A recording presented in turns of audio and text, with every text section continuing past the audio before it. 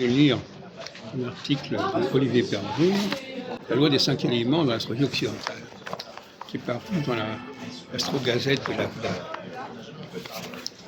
Et il emploie le mot quintessence pour parler de la loi des 5 éléments. Il y a quelque chose d'intéressant dans cette idée. En fait,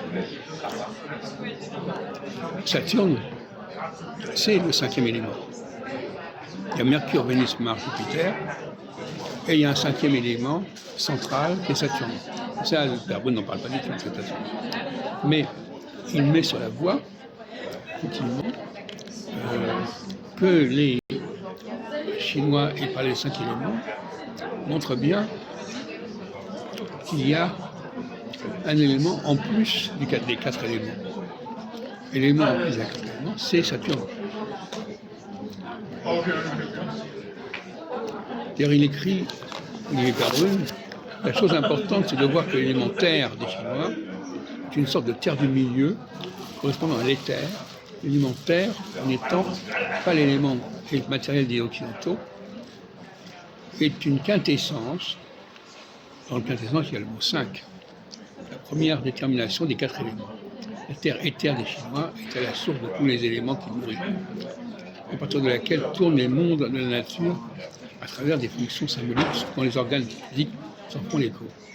Si la terre éther est au centre des 2 axes, et donc bien présente derrière les éléments, l'unification de tout ce qui se vit, on la placera entre le feu et le métal, une question de métal.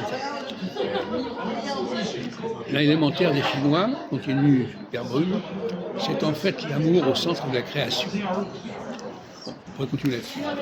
Mais c'est très éclairant par rapport à mes travaux. Effectivement, je vais d'ailleurs en faire un article.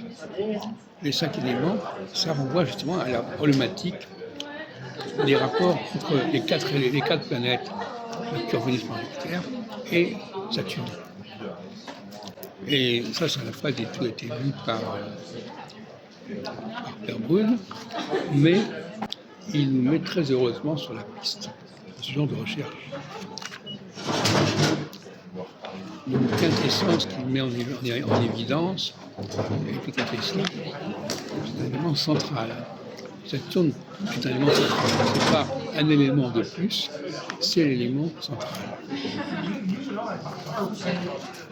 J'avais déjà salué le travail dans la même revue Astro-Gazette de Stéphane Joannest, l'astrologie face à l'avènement de l'ère du Verseau. Il n'y revient pas, mais j'avais fait déjà quelque chose là-dessus.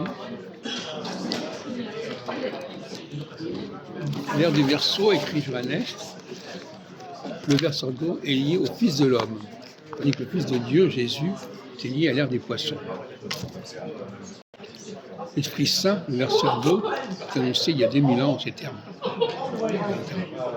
Donc voilà un astrologue qui a une culture biblique, une culture théologique assez extraordinaire. Et effectivement, on ne peut pas faire de l'astrologie sans avoir connaissance de la Bible.